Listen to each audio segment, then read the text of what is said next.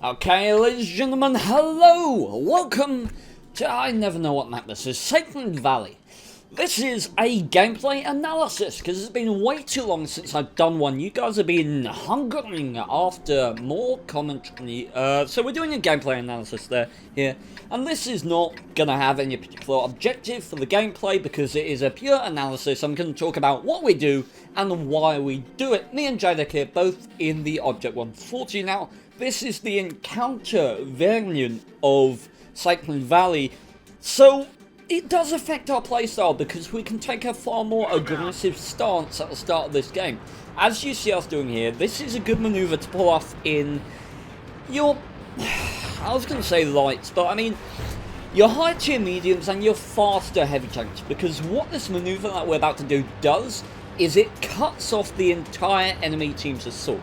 In the standard battle, you will have a heavy tank fight along here, because what happens is this base is back there in the standard game mode, and this spawn is a little bit higher than the one it is. So these guys, the two teams get to this location at C23 at about the same time. However, on the encounter, the green base or the western base spawns further north. So you can actually make a fairly aggressive play, as you see me and Jada doing, and what it means is that the enemy don't get to fight for B23, and your team can instantly gain a load of ground that were the team playing passively you would not be able to do. Now, there was some consideration for us at the start of the game as to whether we should go to the hill, but observing that the enemy team have 2 tier 10 mediums, much like us, they have a 215B as well. You might notice that this matchup is unbalanced due to the fact that we have a bonus tier 10, but the enemy have no competitive heavies apart from this 215B, so that does influence our choice to play like heavies as well. So, popping up here, and you can see a good example of what we've done, cutting off the team's access to this flank. Now, our position is considered very carefully, and you can see the position that we've taken, because this area where we are is extremely liable to flanking fire. Because were we back here where the E50 is, we can be spotted by more aggressive members of the enemy team around there, and the enemy will have tanks all the way on that hill, which will just love to shoot in at us in this location. So if you do take this area of the map, it's important that you go to where me and Jada are, so that you get covered behind this layer of the land, and not to where the C50 is. That's exactly what we're doing right now. And 113 just tries out a bit too aggressively. I'll use this time while the gameplay is kind of not much is going on to do a review quickly of the Object 140. So it's probably the most versatile Russian medium.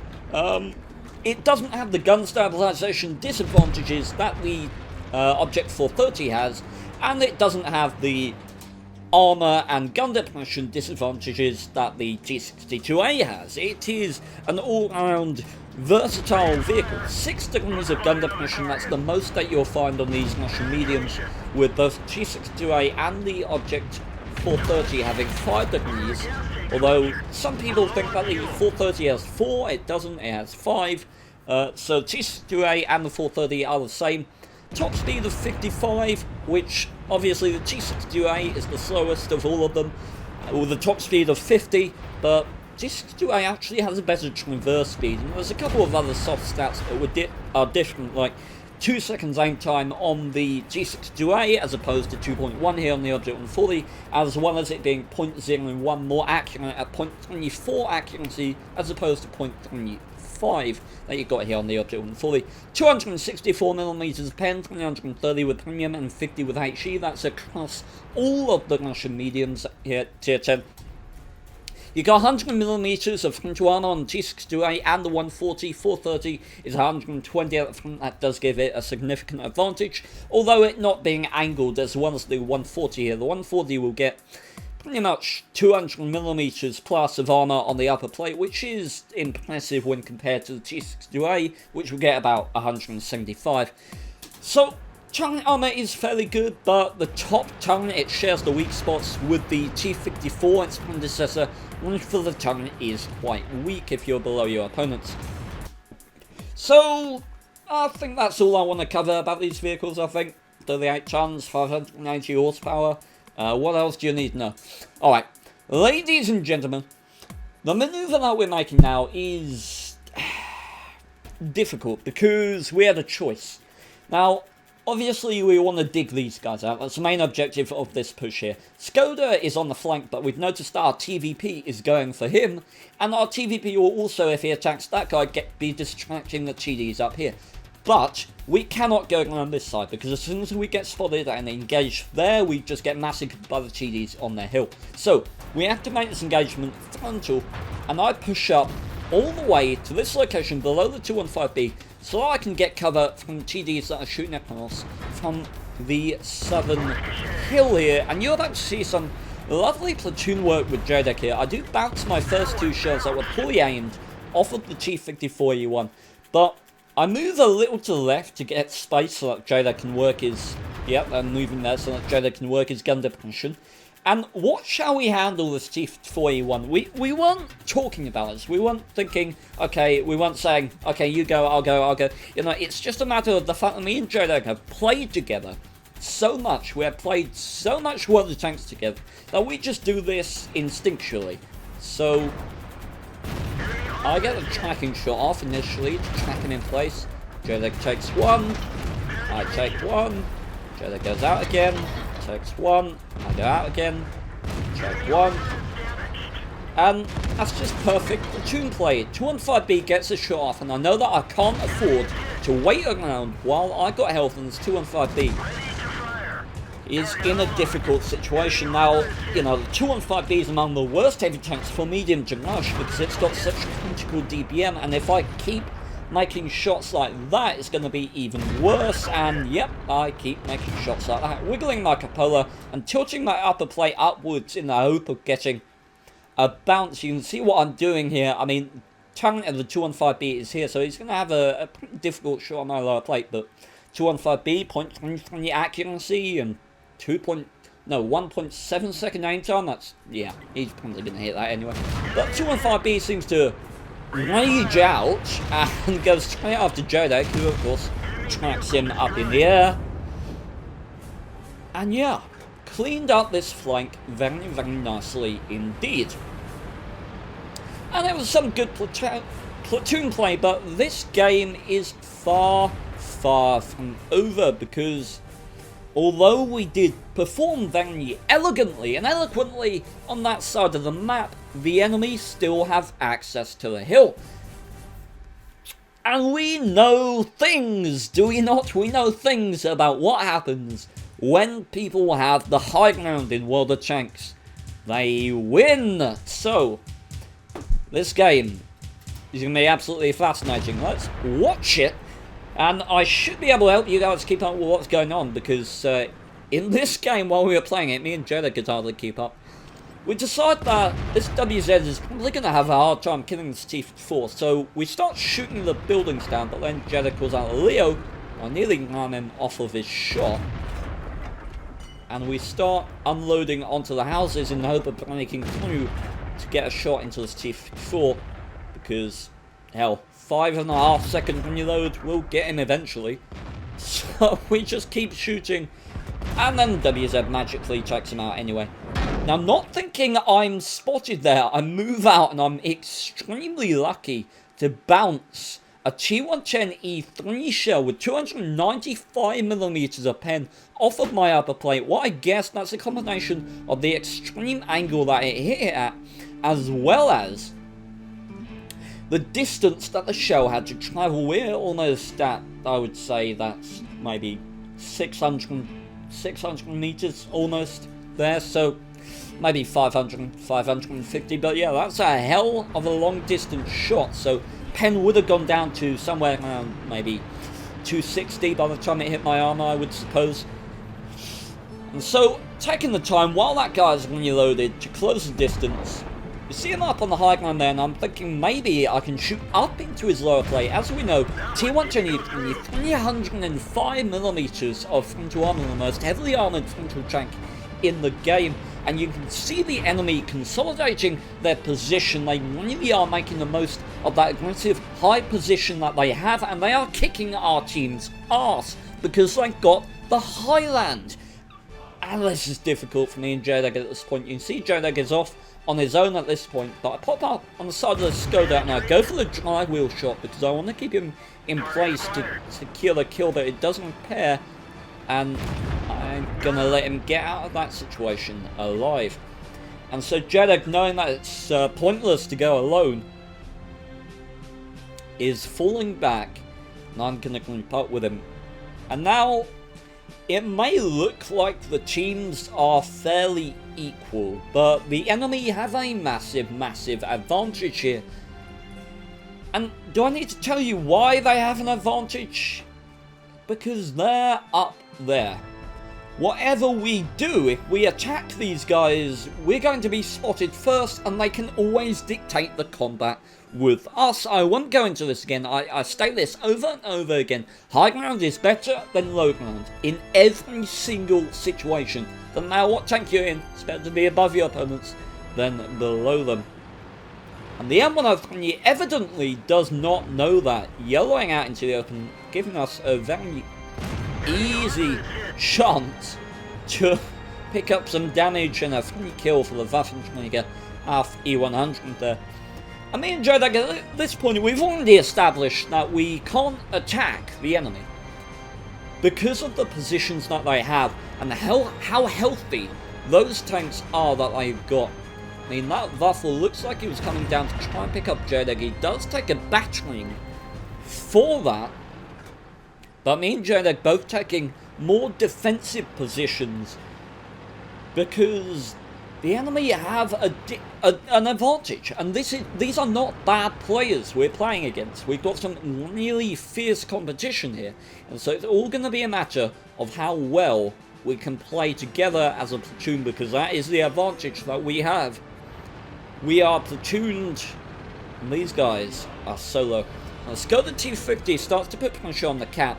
So what we do is we need to be prepared for all outcomes. So I tell JDeg to reverse and aim on that corner because we know the Waffle is going to come in and interrupt the cap. So we want one person aim there and one person aim there because those are the most likely areas in which he's going to approach. So we're aimed and we're waiting to see if cap pressure is going to be the thing that removes the enemy from their camping positions on the hill. And obviously, Waffenträger with that 128mm gun has 2 seconds between the shells, and the Skoda T50 has 1.8. So the Skoda should be able to put out a lot of damage into the Waffle before he goes down if the Waffle does get the jump on him. But we are prepared and hoping we can give him some supporting fire if that does turn out to be the case. And there's the Waffle. I don't want him getting away, so I aim for the tracking shot. That, as you saw there, my Dystonia just saying, nope, nope, nope. And we missed the shot completely. I'm taking incoming fire from an Object 140, but the Waffle just absolutely shreks the T50 in that situation. And the Object 140 is still hammering me from out wide, so I go to the only place I can to get cover from his incoming fire, which is a very odd position indeed. And now we're at a serious disadvantage right now. And we cannot be in this location because this Object 140 is not a bad player, and we know the E3 is up on this location somewhere. So the Object 140, all he has to do is come down here, spot from this location, and his E3 and Waffle's got constant supporting fire. So we need to switch up the engagement. At this point, we can't stay here because we've lost cap pressure. There's absolutely no point in occupying land this close to the enemy when they have an advantage. So pulling out some distance, seeing if we can consolidate far from our Waffle and batch out and maybe attack from another unexpected angle, because they are undoubtedly pre-aimed on that location. Obviously, we know that we've got artillery as support as well, so vision is an advantage for us at this point. If we spot the enemy and no one is exchanging any damage, maybe it's a proxy spot, or maybe I was under the bridge and the object on fully was above it, I have an advantage because there's Archie in the game. You know, we want to play for that advantage as well, which is why we're playing so defensive here, because we've just got to wait for an opportunity. Now, we're trying to spread ourselves out here and give ourselves the most map control. Obviously, what me and Jed have done here put ourselves in a position where we can support each other. Whoever gets attacked, we both have supporting fire for each other, and Jada can shoot at anything that the Waffle spots at the same time. So, just about patience. And me and Jada, live, we are discussing the fact that our Waffle is making a move, and we're saying, okay, that Waffle's going to attract some attention. And we're considering, okay, if that Waffle is being engaged by the object on fully, the Waffle trying to get out for you 100 on the enemy team is going to go to that engagement as well, because the object on fully is on low enough health that he will lose in a one-on-one fight with the Waffle. So I start relocating over here because I know the Waffle's not going to be anywhere else than over supporting his object on fully. And so relocating into a more flexible position. You notice I don't abandon this small bit of high ground that I have, because it allows me to be very versatile. You know, I can go down there if I like, I can go there and still use these bushes to get vision out on here. So I don't want to go down there, because going around that open land could potentially leave me open to a T110E3, which would be very, very bad. And looks like our object on Waffle is deciding to make moves. But there is the enemy Waffle, and Jedek is putting out fire into his rear. We have shots into the Waffle too. And we hear the T110E3 miss before I check out the Waffle, so we know we've got 3 in there.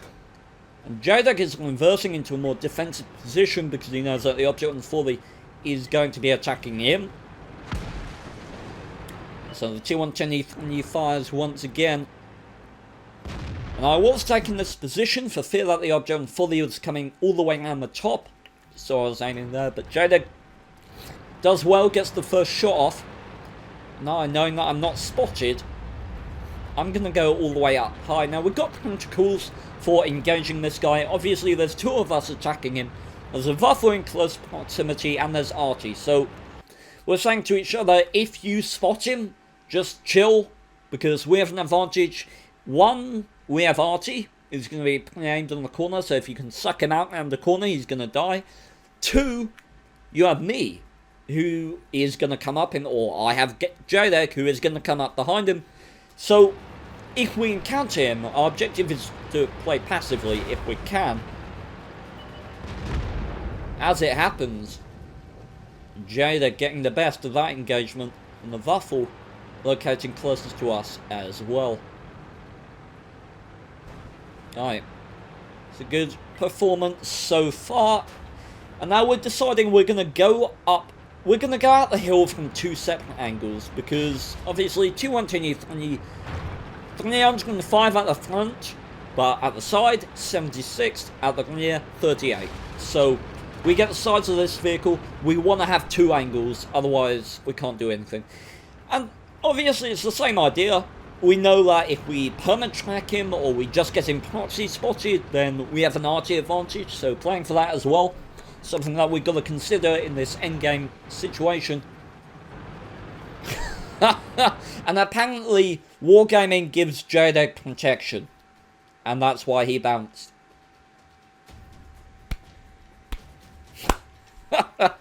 Logic was that. Logic. You'd figure if Wargaming was protecting him, he wouldn't be on close to a one-shot in the first place, but no. So I'm edging around, and Jadek in the end lights up the E3. Obviously, playing passively at this point, there really is no chance for the E3 to do anything, and I know that, so I'm just taking my time at this point. I know that Jadek's not going to do anything stupid. You pay, you are noob, and Wargaming needs you. This guy's a hoot.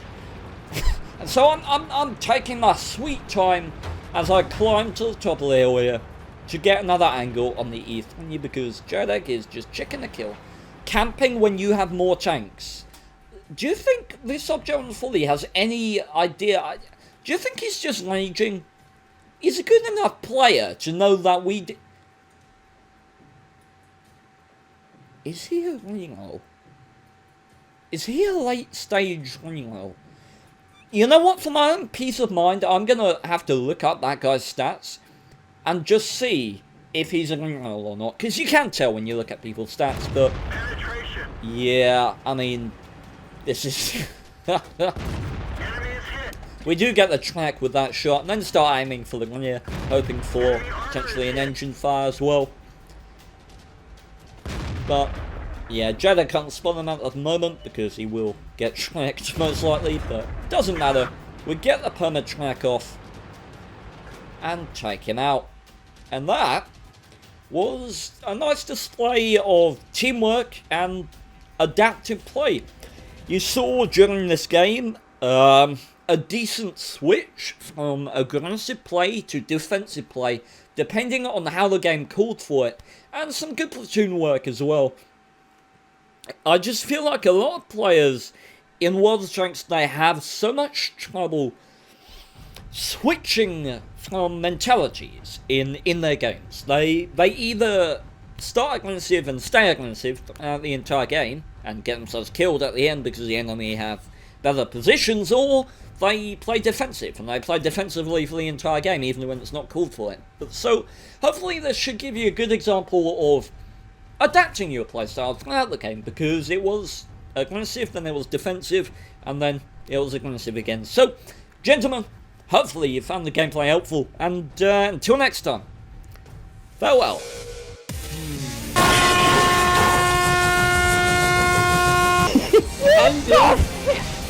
What? What?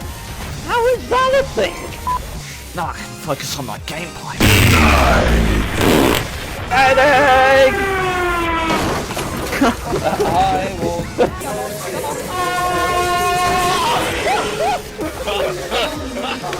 Violated number one rule. Oh, there he is.